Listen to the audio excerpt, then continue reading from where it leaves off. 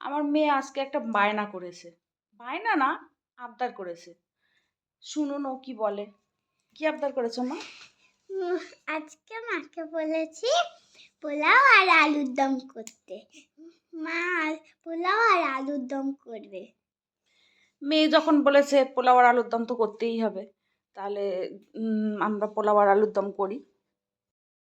পোলাওয়ের জন্য আমি এর মধ্যে গরম মশলা দিয়েছি, গরম মশলা না, দারচিনি, এলাচ আর লবঙ্গ, আর আমি যেহেতু ফুড কালার দিই না সেই জন্য হলুদ দিয়েছি। এটা দিয়ে এখন আমি এটা বসিয়ে দেবো।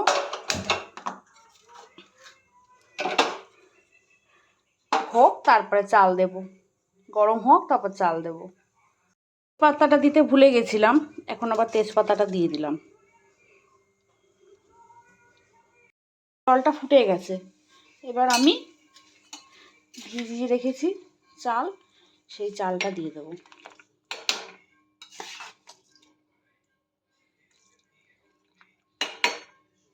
হয়ে গেল আমার চাল দেওয়া। এবার আস্তে আস্তে সেদ্ধ হোক। একটা পোলাওয়ের চাল সিদ্ধ হচ্ছে, আর আরেকটাতে বসিয়েছি আলুর দম। নিরামিষ আলুর দম করবো। একটু জিরে দিয়ে দিলাম।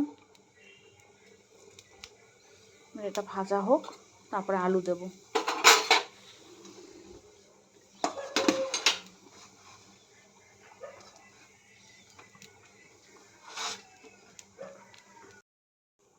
আলুগুলো দিয়ে দিলাম। আলুগুলো হালকা করে ভেজে নেব।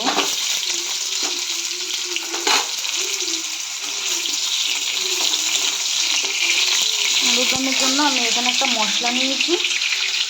কাঁচা লঙ্কা দিয়েছি, মেয়ে খাবে আর আমরা শুকনো লঙ্কা খাই না। কাঁচা লঙ্কা, টমেটো, জিরে আদা বাটা, হলুদ, লবণ, এই মশলাটা নিয়েছি। এটা দিয়ে করব। ঠিক আছে, ভাজা হোক। আমার আলুটা ভাজা ভাজা হয়ে গেছে। এবার এই মশলাটা দিয়ে ভালো করে কষাবো। আমার এই ভাতটাও হয়ে গেছে, পোলাওয়ের ভাতটা ঝরুক মাছ, আর এদিকে এটা কষতে থাকি।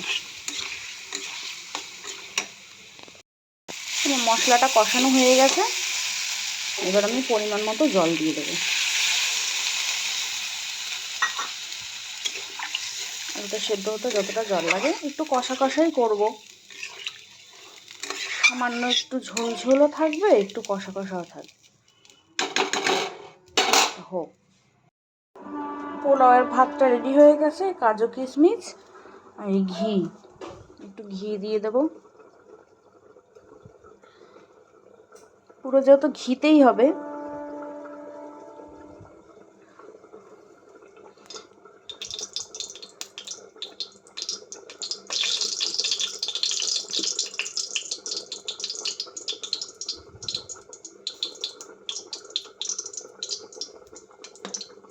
বেশি ঘি দেবো না, এটুকু ঘিতেই রান্না।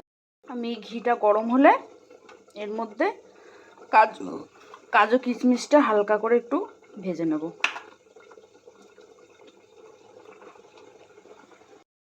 গরম হয়ে গেছে।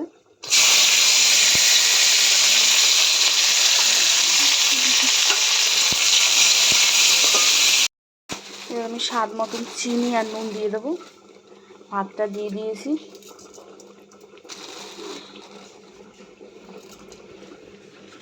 চিনি, লবণ, যে যেরকম চিনি লবণ খায় সেরকম দেবে। নাড়তে থাকি। আমার হয়ে গেছে গরম গরম পোলাও কমপ্লিট। এই যে ঢাকাটা খুললাম, দেখি এবার আলুটা সেদ্ধ হয়েছে কিনা। হ্যাঁ, আলু সুন্দর গলে গেছে। এবার একটু গরম মশলা দিয়ে নামিয়ে দেবো। একটু গরম মশলা দেবো।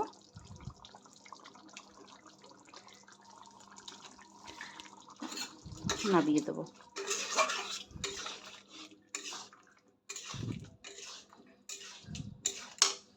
পোলাও রেডি, আর এদিকে আমার তরকারিও রেডি। আলুর দম। আবার আসবো কোনো অন্য রেসিপি নিয়ে।